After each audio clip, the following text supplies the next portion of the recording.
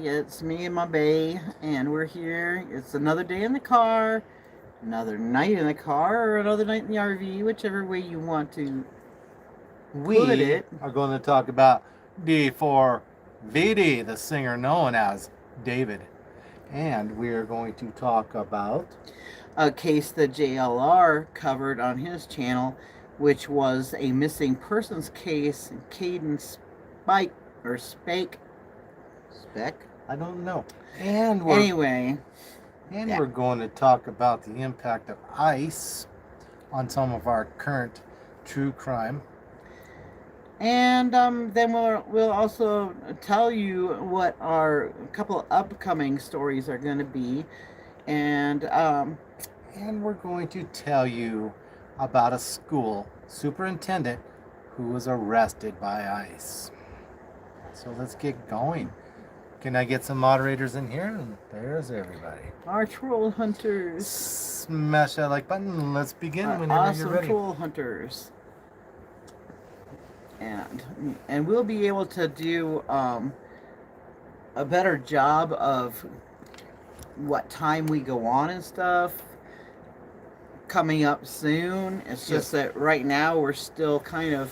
Please tolerate our transition. We're still learning how to do this from mobile, being in the car and in the RV full time now.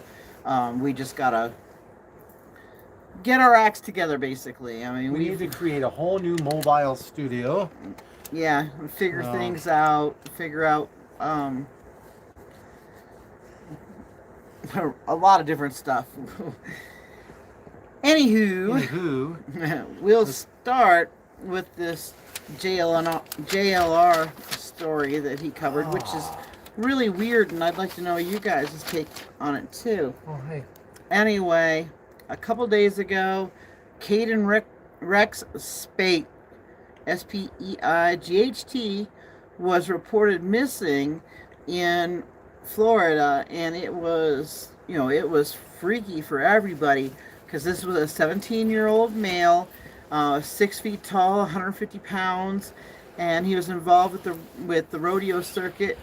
And he sent a frantic text to his mom saying that he had been shot and that there were 4 Hispanic guys in a van, and just one driver, whatever the heck that's supposed to mean. But anyway.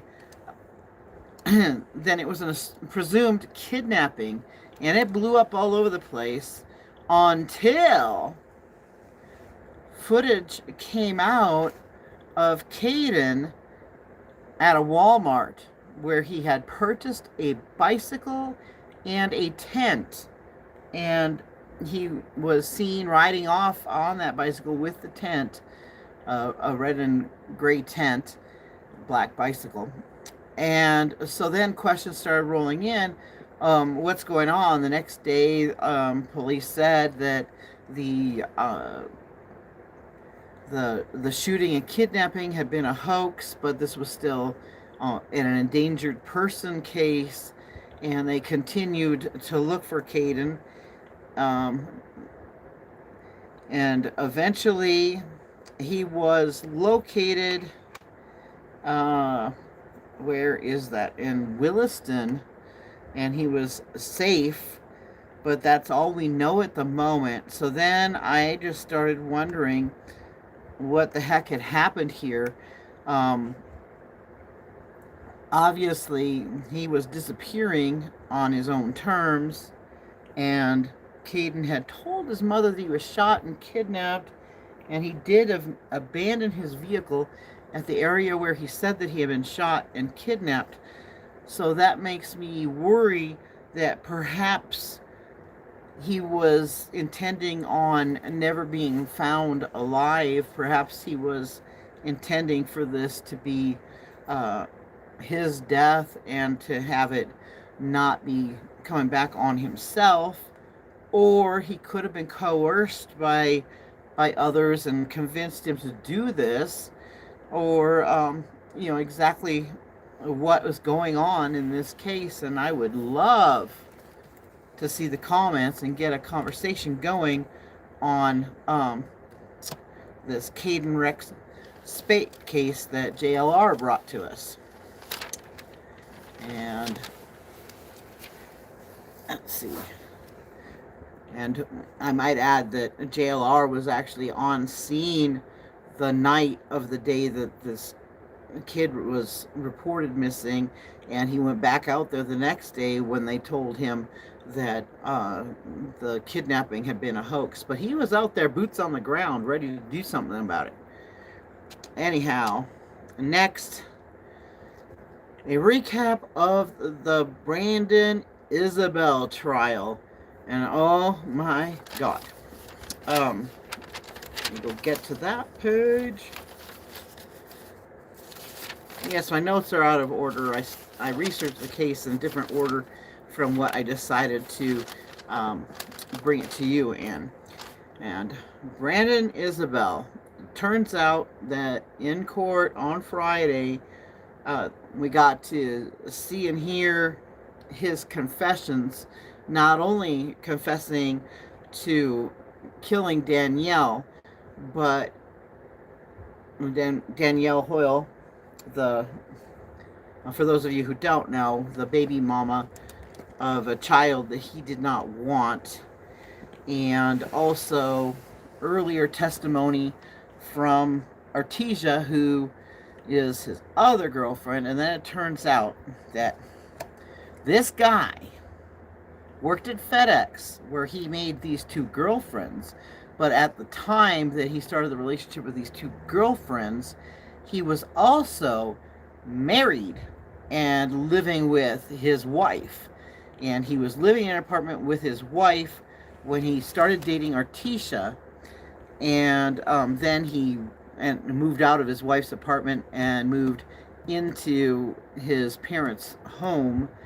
He had a child with his wife, and he was also seeing and romancing Danielle Hoyle, who lived at home with her mom, and he got her pregnant and told her not to keep the child, that he did not want her to have the child.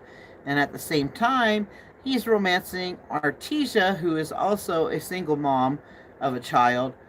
And, at first she thought that Brandon was a single man. She's already involved with him by the time she finds out that he's married and has a child.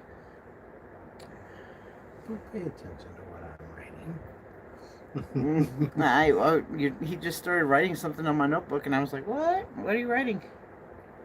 Something that's not part of the stream. Okay, and then he brain farted me. I broke her.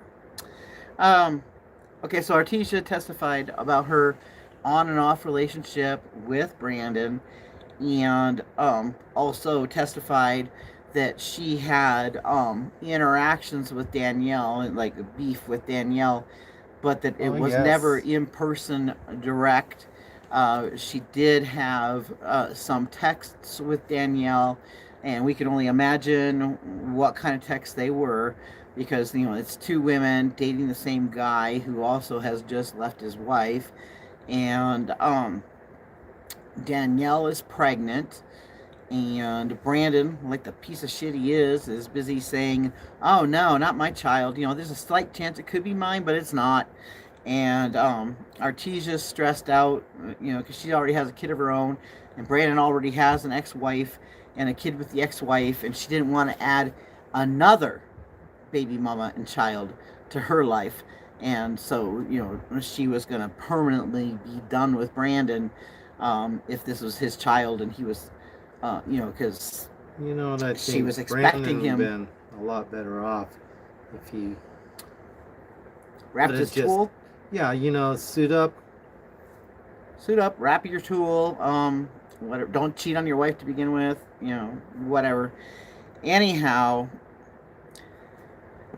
so Brandon's pressuring Danielle, trying to get her to get rid of the baby. He's pressuring Artesia, trying to get her to forgive him all the time, that they are on and off for 6 months by the time Danielle goes into labor, because I guess he saw Danielle first and then got interested in Artesia, or maybe he was always interested in Artesia. Oh, hi, Brandon. But he wanted to, nail Artesia. So Really? he was done Really, with that's what you're Danielle. going with? You wanted to nail her? Yeah, That's because how he's you're that gonna kind of bring- guy. Okay, their glasses up above over there, in my pocket. Oh, you're trying to find your glasses. Okay. That's what I was writing on the note. Okay. And so he's having this on-off relationship still with Artesia, while with Danielle at the hospital while Danielle's in labor. And Artesia had given him a DNA test and said, you find out if that baby's yours or not. And he's like, oh no, it's not mine.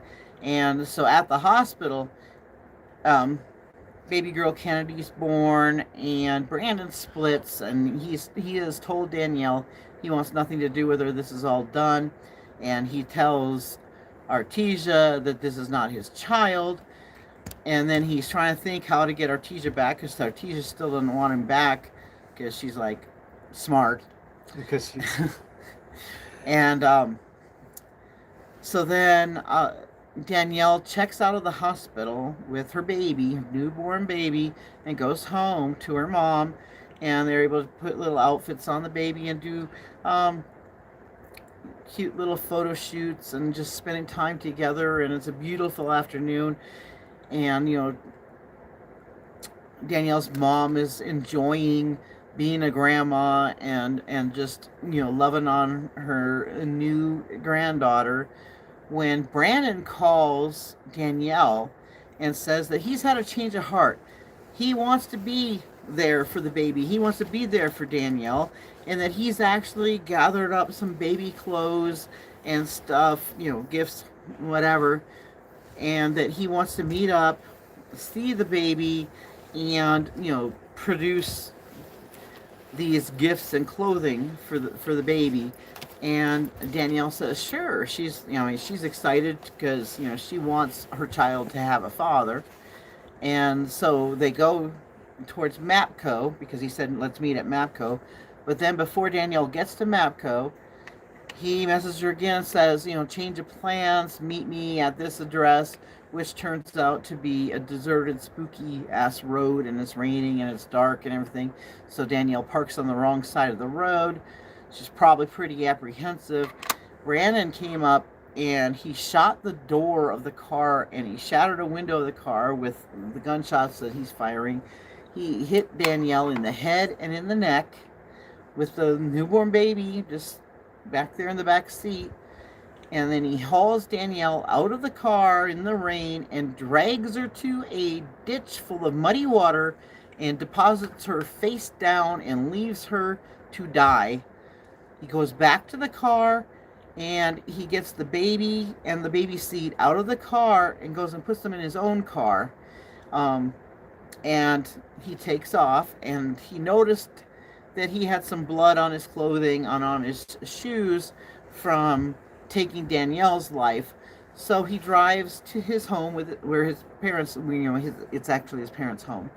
He drives there, pulls up in the driveway, pops his trunk and takes off his slides and puts them in the trunk. And then he goes in his sock feet to go change his clothes and stuff, leaving the baby in the back seat of the car. Then he gets back in the car and takes off from there. He's on the phone and texting Danielle this whole time.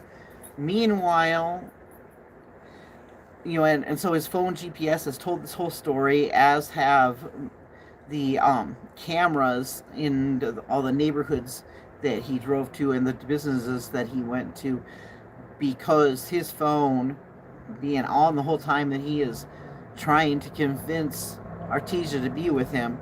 All of that gave the cops an exact location for him, and so they knew what cameras they needed to request to see, and that's how they pieced this whole thing together. Anyway, Brandon is, obviously driving around and trying to figure out something to do, telling Artesia that Danielle's out of his life and that the baby's not his and stuff. He didn't even have time to do that DNA test. No, he did not have time to do What the if DNA that test. was not his child? And, Then what? well, I guess he was pretty sure it was his child. Yes.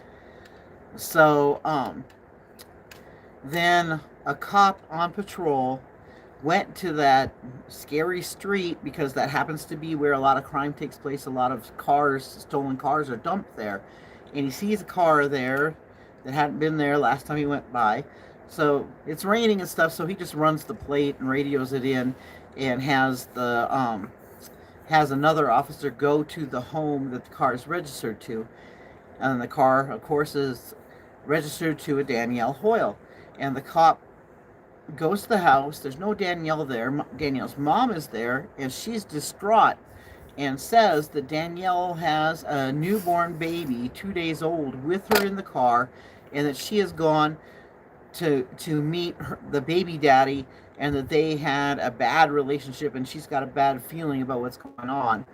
So then the cop that's over there at the abandoned vehicle goes to take a closer look, notices the gunshot damage to the car, and also notices a drag trail, going over to the ditch, where he goes to the ditch and there's Danielle deceased face down in the muddy water. And then he goes back to the car, and there is no baby in the car, no baby seat. There's a diaper bag with Kennedy's name on it, but that's it. So then they are dealing with a missing baby. So they're out searching for this missing baby and looking for Brandon Isabel. Meanwhile, Brandon Isabel is driving up and down a street it's a residential street that is adjacent to the Mississippi River, and neighboring houses and stuff have their ring cams and whatnot. So he is caught on video doing the unthinkable. He stops at an abandoned boat ramp and he gets the baby out of the car, and he goes to the river, holding her by 1 foot, hurls her into the river after he has thrown a gun into the river. But you can't see it as a gun. But anyway, he does that. Then he gets in the car and calmly drives away, all the while talking to Artesia and telling her that he's going to get her some presents and stuff, and that he wants to meet up with her. And so she agrees to go meet him at her place when she gets off work. And so he drives over to a Walgreens and buys her presents. And then he goes to a Walmart and goes behind the Walmart and dumps Kennedy's car seat. And then he heads over to Artesia's house. And then he's at Artesia's house already when she gets home. And before she can even turn off her car, he jumps into the passenger seat and tells her to drive. And so she does, and she's asking him what's up. He's seeming really different, and he's texting away on his phone. And he tells her that Danielle's brother has texted him telling him that Danielle is missing, and he's afraid that somebody's going to try to jump him or whatever. And so eventually she drives Brandon back to his house, and when they pull up, there's cops all over the place. Both her and Brandon get taken into custody. She's testifying against Brandon. Brandon is obviously her ex by now. And when he was in custody, Brandon was questioned for a while, and all of this was caught on, the interrogation tapes and whatnot. And this was played in court. First, Brandon denied any involvement. Then he admitted that he shot Danielle. The police had not told him that Danielle had been shot or anything like that. They told him he shot Danielle. And then they asked, where's the baby? And first he told them the story that he took the baby in the car seat out of the car and left them on the boat ramp. And of course the cops all went there, and all they found was the little hat at the river's edge. Oh, that's a sad picture. And yeah, it's a horribly sad picture of that little hat just laying there. And it brings tears to my eyes every time I see it. And it just sickens me. And one of the cops that found that hat, she was on the stand on Friday, and she was devastated. She broke out into tears, and because she was asked, "What did you think when you saw that hat?" And she said, "I thought we're never going to find that baby." And anyway, turns out that also while being interrogated, Brandon changed his story several times about what happened to baby Kennedy, and he ended up confessing to hucking her into the Mississippi River as well. And well, first he said that he dropped her, that she slipped in, and he dropped her, and it was an accident. Then he said he actually hucked her in, and when he was asked how far, he said not as far as he threw the gun. And then he's pled not guilty, and it took a while. It took a couple of years, and now here he is on trial. And I wonder what it's going to be like for him when he makes it to prison. How do you think those other prisoners are gonna, accept a guy that took out a 2-day-old baby? I hope they make his life living hell until he's no longer alive. And that's the only way I can put that. Anyway, on Monday, the trial continues, and they expect it to wrap up on Tuesday. Wow, that's swift. Mm-hmm. After he's been sitting there since 2022, because that's when the case took place, was in 2022, and took that long to get him to trial. And then I think that before we go into d4vd and Celeste, yes, we will just mention that the two things that are going to be coming up is we're going to research and bring to you the story of the Slayer Killers. They were some teenagers who had their own heavy metal band and wanted to, kind of like hero worshipped the band Slayer, which is awesome band, by the way. Mm-hmm. And we've enjoyed the concerts. But anyway, these idiots thought that if they sacrificed a V word to whoever, I don't know if we can or not. Should I say virgin? Okay, virgin. They thought they would sacrifice a virgin. A 15-year-old. And it was a 15-year-old, and I believe she might have been a cheerleader. She very well may have been a cheerleader. Cute as a button, very trusting, sweet, naive girl. And they lured her out, and they ended up sacrificing her so that they could become metal gods in the world of heavy metal. She'd gone to bed and snuck out of her room at somewhere around 10 o'clock at night. Met these 3 guys. And they just wanted to hang out with her. And they lured her out there. And surprise to her, girls, watch out for these crazy old boys. Teenagers, dangerous. Yeah. And anyway, that's been a while back, and it's back in the news because those 3 guys have made parole now. And they are out amongst you. And the other one that we're going to be bringing to you is the yogurt shop killer. That's an old case, but it's in the news again because law enforcement believes they have caught the yogurt shop killer. So we'll make we'll make a full production for you of, not the fancy productions that we do, but we're going to do all our notes and bring you everything we know and tell you about the yogurt shop killers and how police think that they have finally solved that one. And now we'll move into d4vd. Yes, hit that like button. We got a little bit of new information on this. LA County's not giving up much information on d4vd.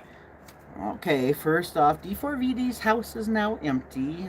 There will be no more raging parties there, but it turns out that the neighbors all say that there had been raging parties worthy of any rock star going on quite often at that house. They also state that Celeste was a common figure there, and that they knew Celeste and David as being a couple. They assumed that she was 19 or so. They had no clue that this was a 13-year-old, 14-year-old child that was living there with David. So, David, let me remind you, David is 20 years old, and Celeste Rivas Hernandez had her 15th birthday while she was deceased. She had that birthday the day before her remains were found decomposing in the frunk of David's Tesla. And the Tesla, it was the $120,000 model? 104. $104,000. 2023, and it has been erroneously reported that it was a Model Y, but it's not. It's a Model X. And I watched Ashley Banfield, and she was saying that she has the Model Y, and that the Model X costs 5 times what her car cost. It's got a larger frunk, and that it has more cubic square feet. Yeah, and it has gull wing doors. The ones that open up like on Back to the Future, like the DeLoreans, rather than regular doors. Anyhow, David has moved out of the house, broke his lease. The landlord says that they had agreed to this because they were freaked out by this whole thing and about the house being a possible crime scene and all this, and so they were happy to let him break his lease. And professional movers were there taking stuff out, and they didn't have any masks on their faces, but also some of David's cronies, partners, maybe even the manager who purchased the lease on this property were there, but we couldn't tell who all they were because all of them were wearing those pull-up, like, neck gaiter masks, totally disguising their faces from their eyeballs down. Found out whose house it used to be. Yeah, and we found out that this house isn't just any house. This used to be the home of Halle Berry. So, yeah. So, definitely a rich and the famous Hollywood Hills Little home. bits of information starting to come forward on the David case, guys. Imagine in the days And so to come.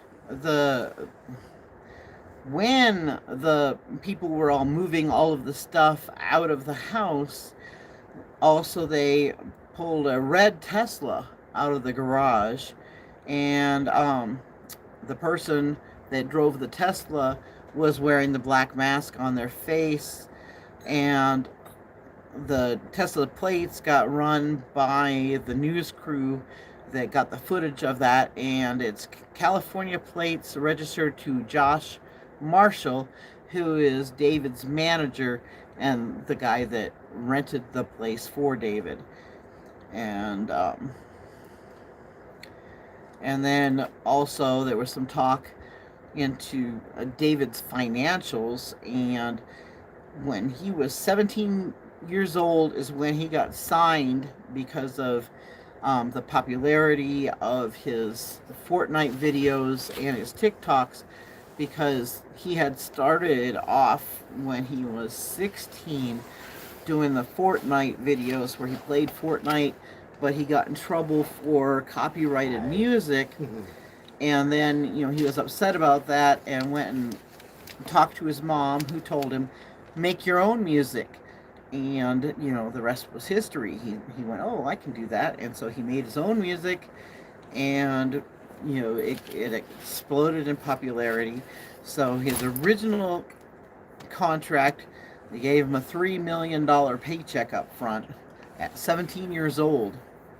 $3 million. And his contract's been written out really well, so he also gets a piece of the pie. Was that Fortnite that paid him? From his sales. Or no? I think it was the music industry, but then he's also got contracts with all kinds of other things. So it was $3 million for his music, plus he's got a sweet deal where he's got a piece of the pie with music sales and video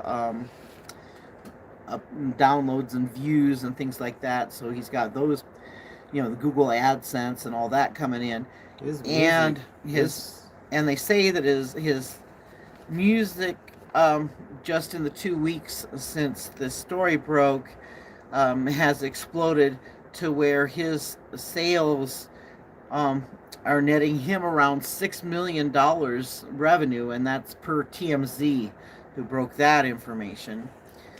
And then he also had contracts where he got paid. I mean, he shot the ads. He got paid for the ads. They just aren't going to air for Hollister clothes, for Crocs shoes, and for Five gum, among other things. Who knows what all else he's got going on? And I wonder why they chose to give him so much money. because he was popular and rising in popularity, and What about those little stuffed animals he wears on his belt? the boo-boos, or whatever they're called, he carries these around all the time. He's got a huge collection. These little doll things are like $80 a pop minimum. And do you think he uses those to appeal to a younger audience? I would, like children, maybe. Well, like 16 up, I think, or who likes those, according to our son. And yes, I'm relying heavily on our son in this case. And then it turns out that Charles from TMZ is also stating how us dinosaurs are having more difficulty understanding this case, and that they are actually leaning heavily over at TMZ, leaning heavily on their Gen Z interns, and so we're leaning heavily on our Gen Z son for this story, and the particulars of it and how it all unfolded, and how the heck David got to be so popular, and how they communicate this younger generation. And anyway, it turns out there's lots of footage of Celeste and David together, obviously a couple together, and they used to give live interviews on Discord and other platforms, and that there has been videos released of yeah, a young girl at 7 a.m. in the morning. Yeah, one of the times that she ran away, which I think was the middle time actually, she was seen on cameras by the shopkeeper of the local market on the corner. It's a combination liquor store and convenience store, and he actually knew Celeste quite well. Celeste was in there like on the daily, because his shop is actually where the school bus stop is. And so that's where the school bus stop was, and so she went in all the time and talked to this shop owner on the regular when she went in there, buying things like what was she buying? Gum and chips and candy, just the typical stuff that kids are into. And there's a lot of violence happening lately out in public, huh? Yeah. Jeez. And anyway, on that video from the store at 7 a.m., she's seen, and she kind of walks a little bit, and then she runs and she walks again. And it turns out that that day she was being truant from school. And the reason why the footage has come to light is because her sister had gotten contacted from the school, stating that Celeste wasn't at school, and wanted to know why Celeste wasn't at school. And so the sister went and talked to the shop owner, saying, "Do you have footage of my sister? Because she didn't go to school, and I want to know whether she got on the bus or not." And then found out that she did not get on the bus. Anyways, for those just joining us, we are talking about Celeste and d4vd, known as David. And let's see. Now you made me brain fart. I gotta look again. Yeah, I can do it. I know I can. Yes. Oh, and the cat just left my lap. No, my leg is going to get cold. Let's see. Truancy. Yeah, oh, the liquor store owner was saying that there was no evidence of trouble at home as far as he could see, because she was always happy. He never saw her being crying or broken up or anything, but that cops in Lake Elsinore have stated that she had a troubled home life. So not sure what the definition of troubled home is. Do you remember on the Banfield show, and they were talking about how dirty that Tesla was, and how the windows were completely caked in dirt and dust, and a few drops of rain, it looked like, and it was just completely too dirty to see, and they couldn't have driven it like that? Yes, that's on my notes. I was going to get to that. Well, we jumped the gun. Anyway, back to Celeste. Shop owner said she was not a wild child. She didn't seem unhappy. She seemed very normal, and she was polite and stuff like that. And that left me to wonder, when was the last time anyone had contact with Celeste? How long has this girl been deceased? Please, if you have footage of Celeste or anything, if you have anything, come forward. I understand that there are some reasons why some people are reluctant to come forward, even though this is very important, but they are really worried about. Well, I think ICE is interfering with those people that they don't want to come forward. Yeah, some of the people it's due to ICE, and other people, because Celeste is Hispanic, and so some of the people related to this case are afraid of ICE, and other people are just worried about being charged in this case due to knowing and being around Celeste and David when Celeste was only 13 and 14 years old, and they don't want to be involved in any of that. They don't want that jacket of, you've been aiding and abetting somebody that's been doing But improper things with a little girl. They could negotiate for their tickets to be cleared or something at the same time. Yes, that's true. So now I'll get back to the Tesla part of this. And I'm going back a couple pages to make sure I didn't have any. Yeah, big blow. Oh yeah, another thing is that with video footage and with the digital footprint, they have figured out that the romance, there is no such thing as a romance with a little child, but the romance between Celeste and David began when Celeste was 12 and David was 17. David does too much difference. That's when the dating began. Oh, the dating. Yeah. Youngsters be calling it that all the time. And also, it is official that this is a homicide. When the LAPD representative was giving an update on the case, he did state that this is a homicide, and they're looking into the associated issues, which, part of it could be the underage stuff.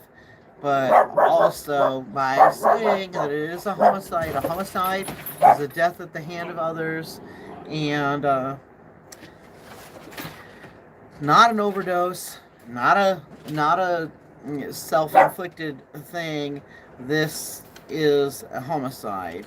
And then we get into the information that's come out about that Tesla. Okay, and like everybody already knows, that Tesla is registered to David. The Tesla is a 2023 Model X, $104,000 vehicle, and it was all wrecked up and dinged, and the fenders were damaged, and it had a giant dent, and it was just completely... it's got a giant dent in the rear of it, and completely disrespected. If you happen to be a car guy, you wouldn't be letting your car go like that. Yeah, there was also damage to the front right part of the vehicle, and the fender wells are, there's damage to the fender wells, and and it was covered in dirt, and so much dirt on it that there's no way you could see out of the windshield or the rear window. It was that filth that it was obviously an abandoned vehicle and had been sitting quite some time without being driven. And it was first called in on August 26th. On August 27th was the first time a sticker was put on the car, a note from the cops. And then the vehicle was cited the first time on September 9th. I mean, not September 9th. On September 3rd. I've got 9 written here in front of me, so I said 9. Anyway, and the first ticket was on the 5th. And each one of those had the That's a funny comment, but it has to stay blacked out. Can you see it? That's pretty fun. Don't twist them then. Jeez. Oh, stop. Anyway, now you made me have a brain fart again. It was an absurd. You twister. So anyway, where were we? CHP did not note in their notes about the vehicle any odor when they put the different tickets on the vehicle, because they had to check the condition of the vehicle and stuff like that on those notes. They chalked the tires 3 times to make sure that it didn't move, and they made note that it did not appear to have anybody living in it or anything like that, and they did see that it had not moved at all because they chalked the tires. And they made note also, but they also, they had photographs too that we got to see that showed just how dirty this car was. It had a thick layer of film over it, and it had rained on it at some point because there was those splash mark things all over the dirt all over the car. And that's another thing that is why the vehicle was towed, because there are no parking restrictions on the street where the car was parked. It wasn't towed for a parking violation. It was towed for being an abandoned vehicle, and it definitely looked abandoned. They noted that there was nothing of value visible when they went and looked into the windows and stuff to the interior of the car.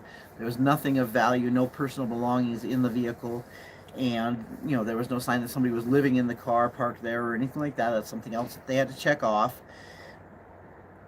And the vehicle had been parked on that street in that spot for over a month, and it was obvious that it could not be driven in the condition that it was in.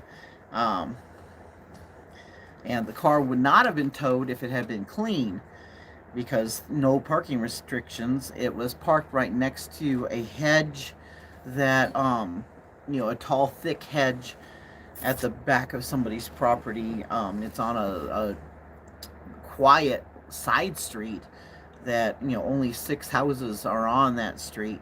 And so not many people would have walked by it or anything either. It was parked next to like a 20-foot hedge.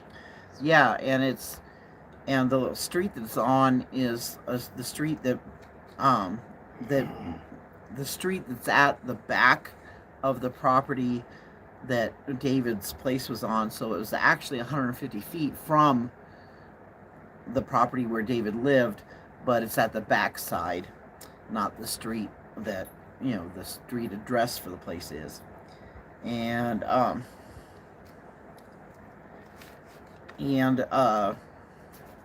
there have been some reports that some people said that from 50 feet away there was a smell that made them think there was a dead animal there, but they didn't want to get too close or anything like that. They just, stupid car abandoned there. But the CHP reports did not mention odor, and they are the ones that put the tickets and the stickers on the windows. So unsure when the odor started happening, except for the fact that the tow yard had the car there 3 days and then called police because the odor was so bad that they couldn't stand it. They did note that the car was so beat up they couldn't understand why anybody would thrash a car that bad, and they don't know how it got thrashed that badly.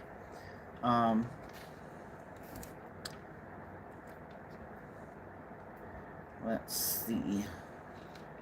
I already said that. Oh yeah, and here we go with the ICE segue.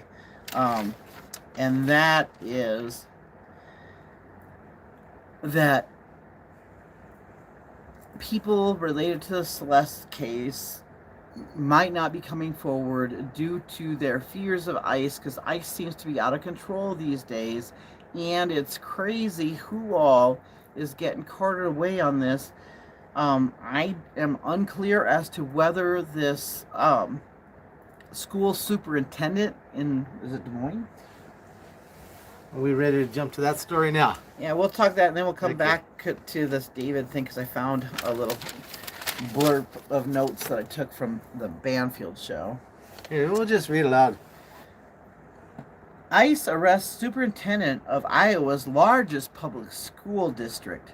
The agency said Ian Andre Roberts, a Guyana national and the superintendent of Des Moines Public Schools, was in the country illegally and had a final order of removal.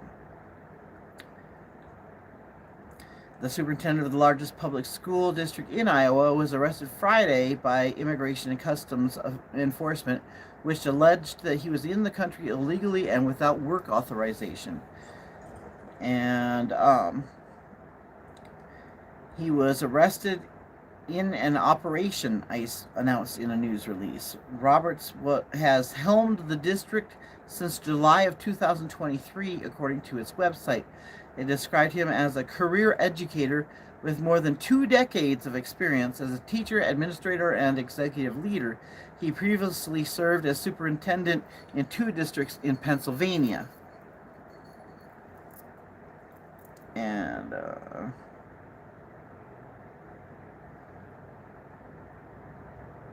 where'd it go? Don't know where it went.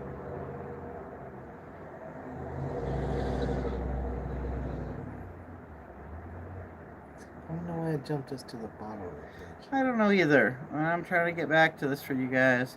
It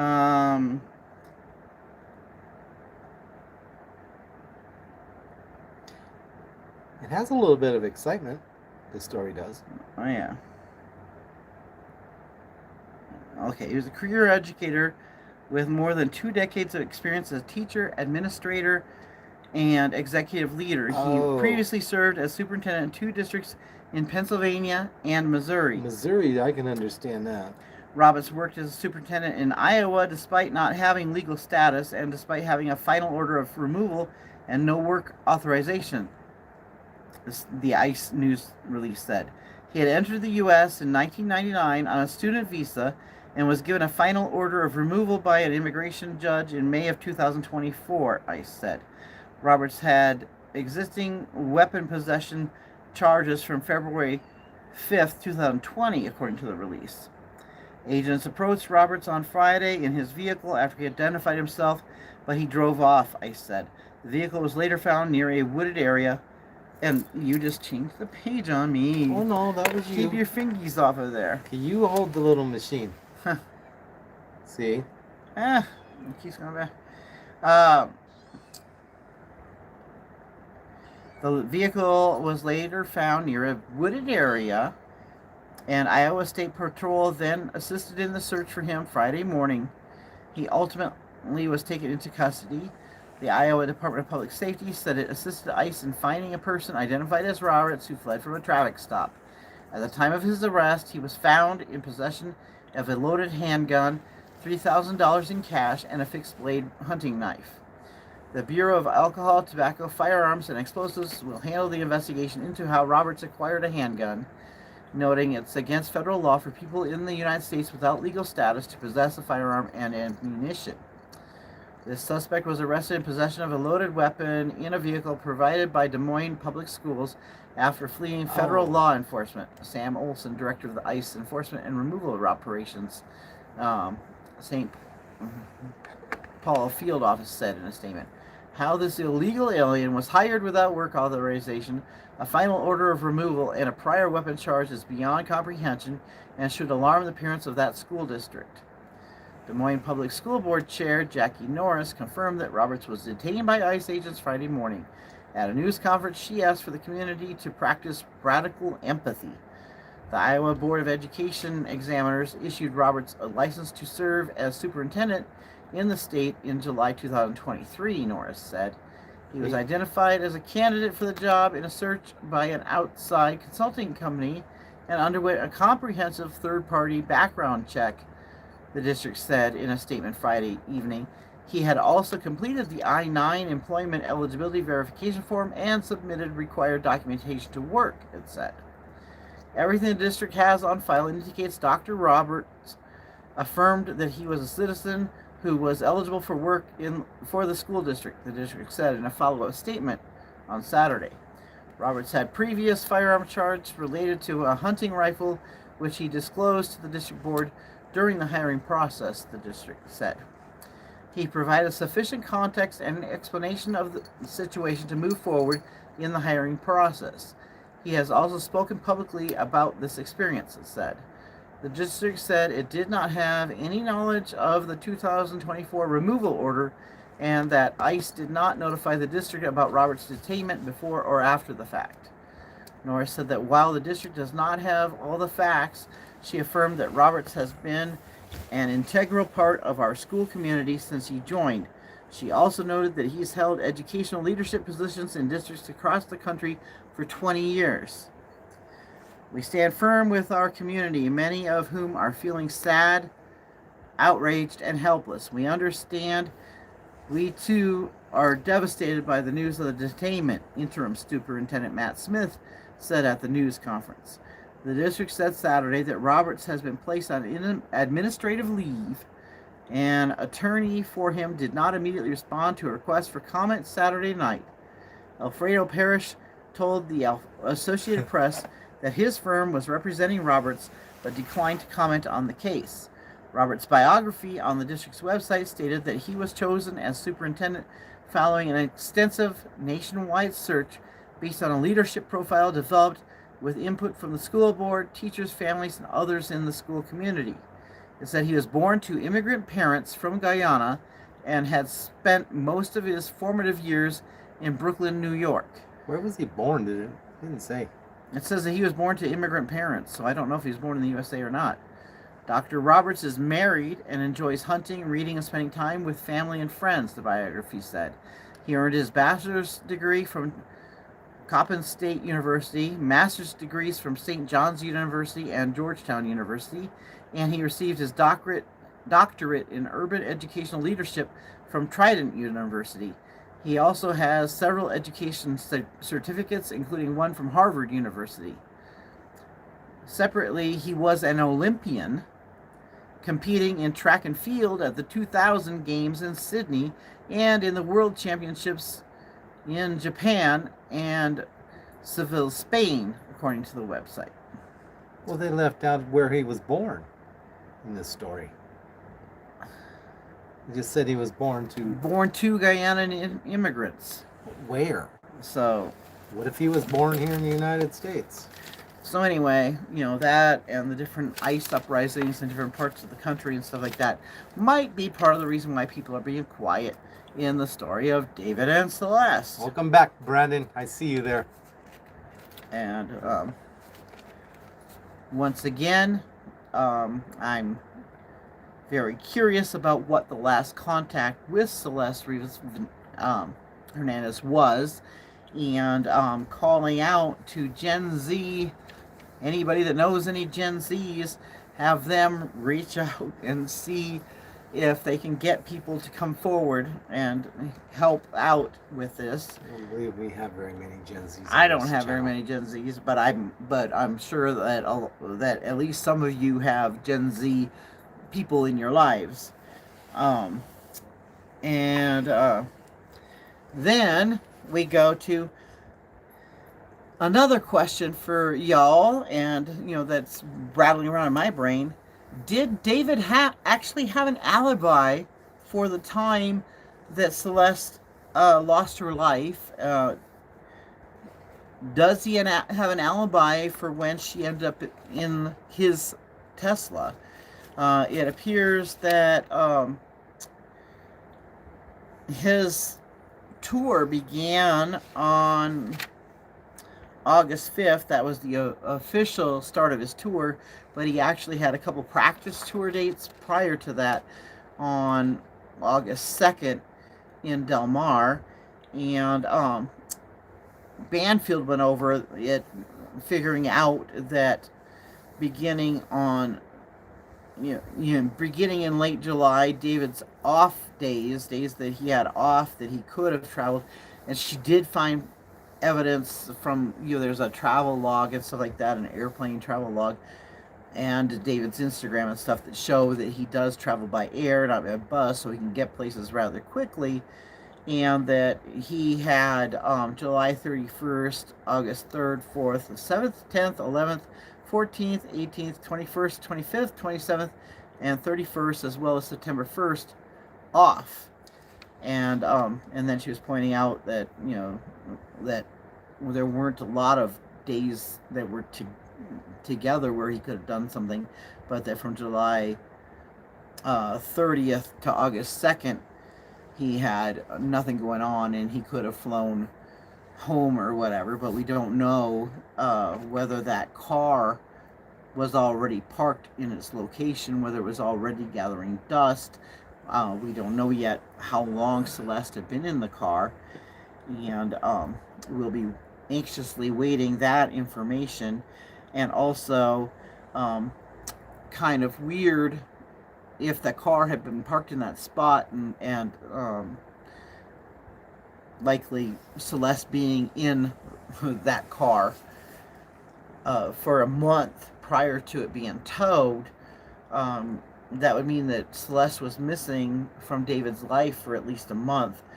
So why did he not make a big stink about it and be calling out, where's my girlfriend? I thought that he'd have gone back to Lake Elsinore as he's been to Lake Elsinore in the past. And why was there no call? Unless it's because of the huge illegal age discrepancy between him and Celeste. So it just remains to be seen how he's related to this. We do know that he had an improper relationship with Celeste, but whether he had anything to do with her homicide, we don't know. Get up those comments. What do you guys think about it? What do you think about this little d4vd guy? No? Alright. Have we got any other content? I don't think we have anything else for tonight. We can just have a little chit-chat BS section now. Yeah, how is everybody doing? Anything you want, that's it. What That's are it you for all our up show, to? guys.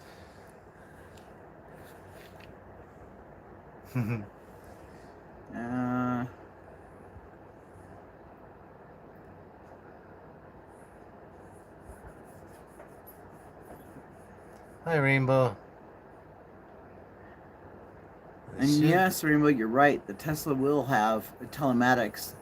They can determine when the car was abandoned. Hopefully the cameras are fired up on that Tesla as well.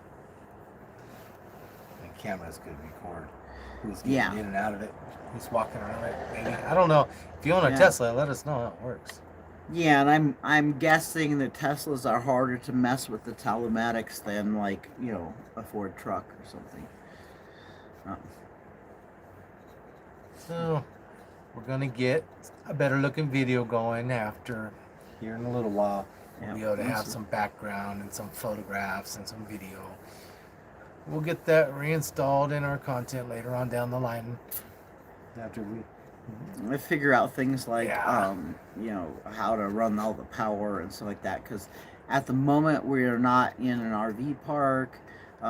We are camping, and so we have to run things off of our cellular, but I'm looking at the different options for internet, And Maybe we'll get some of that Elon Musk internet, huh? yeah, we might get some of that Elon Musk internet or something like that. I've seen that, when we've gone trailer park or RV park shopping and we've cruised through the different parks, we've looked and we've seen that a lot of the vehicles have and trailers have those, like, the satellite thingamabobbers for the Elon Musk internet. So we might go with that, and that'll make us be able to do more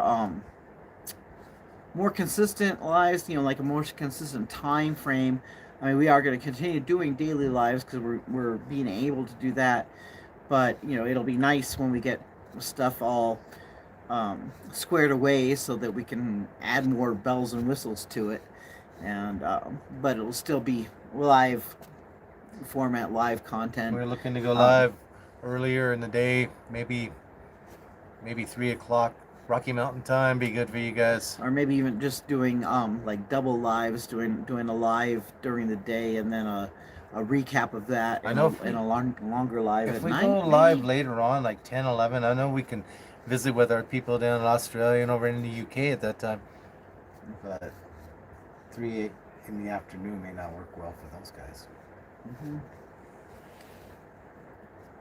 Mm-hmm. Oh, gotta zoom in. See who's in the trunk. Yeah. Exactly. And also, giving shout outs and telling you guys to pop over and check out both Brandon's and Rainbow's channels. Brandon has some down to earth content. He even cooks, and he is not a true crime guy. Yeah, but he cooks. He comes on here and visits. Yeah, he's a good guy. Him out. And then Rainbow, as far as I know, she still doesn't have any videos on her channel, but she's very informative. And what you do is you go over to Rainbow's channel and go look at her community posts, because she's got lots of good information there. She's been a good supporter of this channel. Excellent supporter of this channel. Brings us information as it's happening also. Like, for instance, Vine wasn't informing us that Barry was in the process of posting bond, but Rainbow knew, and Rainbow had someone that was boots on the ground there. We called. And so she gave us the heads up. She told us he's going to get out. The news station says he's going to get out. We called them on the telephone, remember, and we posted it. And they said, oh no, Barry's still here and there's no evidence. So, but he was still, but he was in the process of getting bond. So yeah. Oh, okay.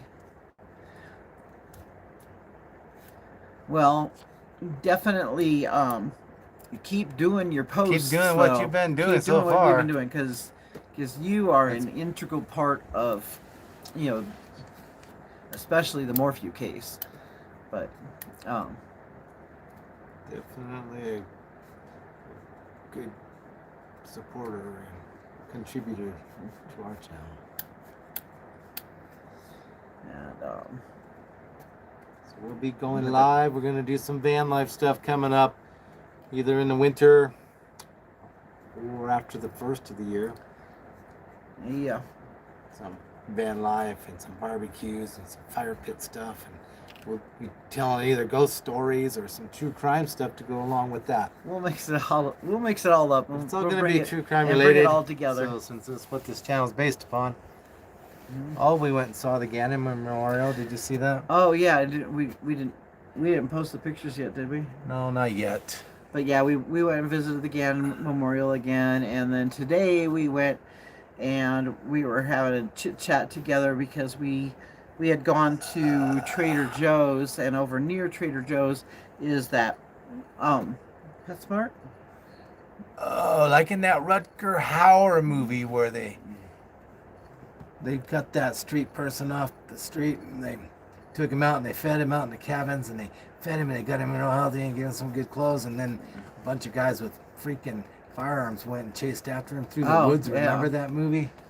Yeah, and anyway, yeah, Rainbow's next topic will be Suzanne's murder was a human hunt, and that, unfortunately, is exactly what it was. And What? That's dark. And just, thinking about, No, don't show that. No, YouTube linked it up for a reason. YouTube linked it out? Yeah, Rainbow, I am. Oh, yeah. Like 100% sure that He Barry monitors your stuff. Both of us. For sure. And Matt Black. And it should freak him out, and that would be really good. And while you weren't mentioned in the most recent documents, your time's I'm coming. sure that he does read your stuff, and I know that he watches and reads Matt Black's stuff as well as mine and JLR stuff, because in those latest documents where he and his attorneys went and complained about us calling and finding out whether he was making bail, and posted a picture in his legal documents of me and Bay when we were on the phone. That's weak, Barry. We didn't even say anything about you. We were just telling people about if you were still in jail or anything. While it had nothing to do really with the documents that he was filing, it was obvious that he was, just trying to get to JLR. So he did basically an entire Wikipedia post on JLR in his legal document, and it didn't have any place. It didn't have any. What was he trying to accomplish by doing that? All he was trying to accomplish was try to annoy JLR, I think. So. Oh boy. So we drove by the so we drove by. Today we drove. Yeah, yesterday or the day before we drove by Gannon's Memorial, paid our respects and took some pictures of the mural. And it's downtown Colorado Springs, and it's a beautiful mural, and it reminds there's the motto on there about love one another, which is like Gannon's motto, and the hashtag Gannon Strong. And How old was he? 11 years old when that bitch took his life. And sorry, Al. Yeah. And Albert Stalk was such a rock for his child, getting justice for his child. He had to work with he was so strong. He had to work with the FBI and the police. He had to pretend to still have feelings for Letitia when he knew that she had taken the life of his child. He knew, but he had to be nice to her and everything. He had to act like he cared about her in order to get her to talk to him and give some clues as to where Gannon ended up.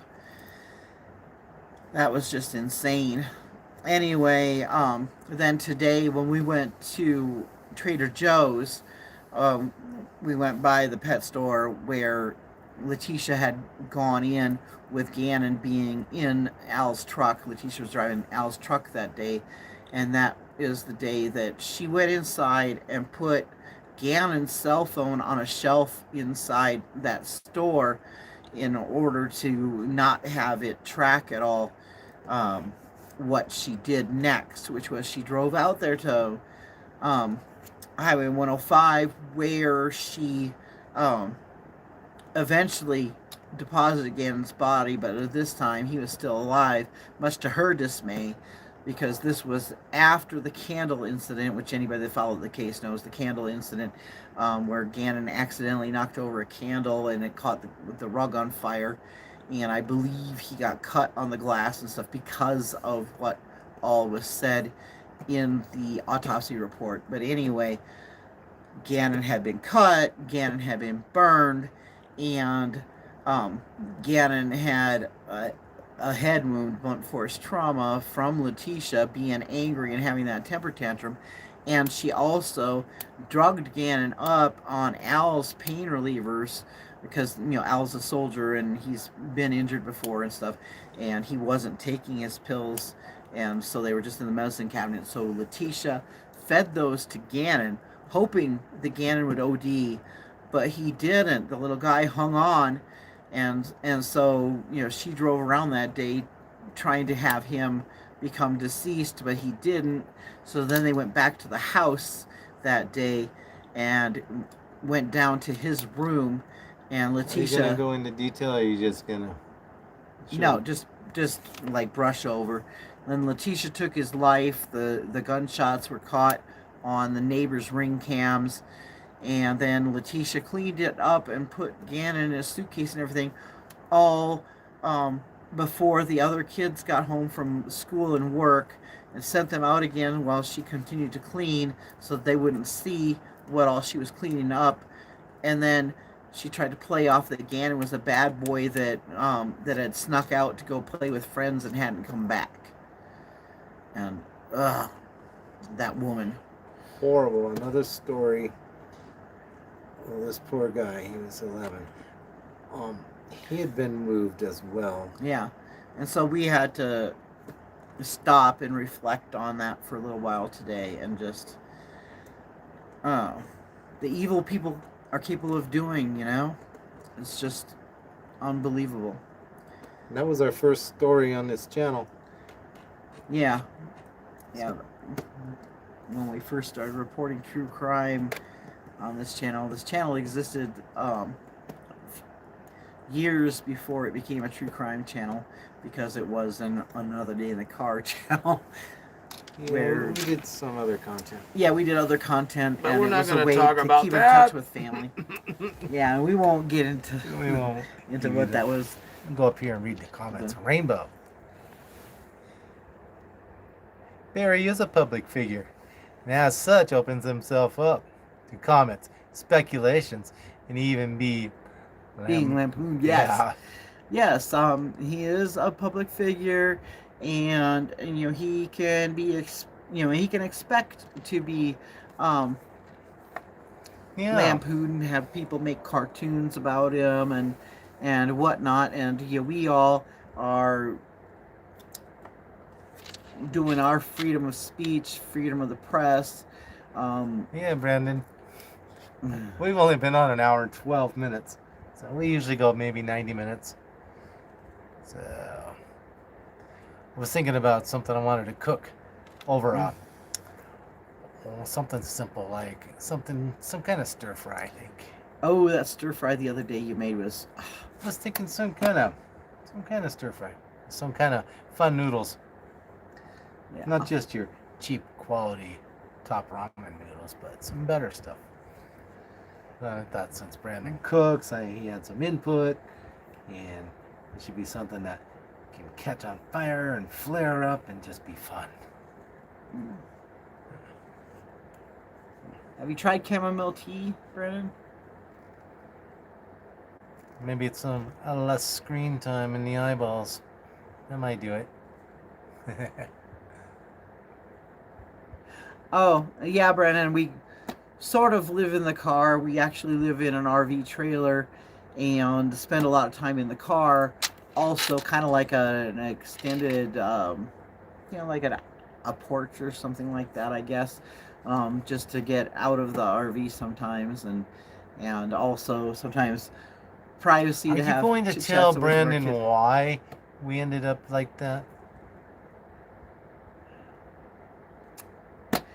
We used to have a house, and I had a lot of medical bills. This country sucks for health care and health insurance and stuff like that. So basically the choices were to either hold on to the house and not get medical treatment and not be alive anymore, or lose the house but keep my life. When I said that she died and she came back, this was all true. since she came back, she said, "You gotta go on camera with me." She no longer wanted people harassing her anymore. Yeah. So here I am, reading comments. Yeah, and it's nice having him by my side. Really nice, and as you can see, sometimes I lean right on him so I can She feel held the a warmth hold of of me him. the other night. You guys remember that when she was talking about how Suzanne may not get any justice and how she was here to just support that woman in her afterlife.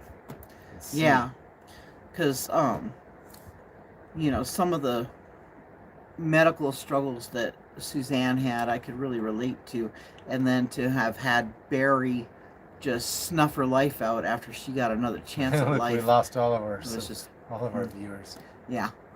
Well, it's time for us to go to bed anyway, so.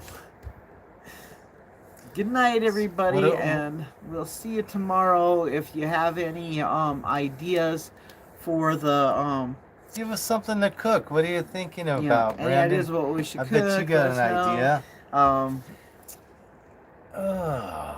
We're in a Right now we're in the state of Colorado. That's way up here, 9,000 that's where- feet above sea level. Oh yeah. But we have traveled to Florida before. Yeah, we went down to Florida back a little while back. Went to Orlando and we went to Disney And of course- we went to Harry Potter World and of course that was road tripping and RVing on the way to and from and all that. But now, just stuck up here on top of the mountain looking down. Yeah. We may come down off the mountain in a little while.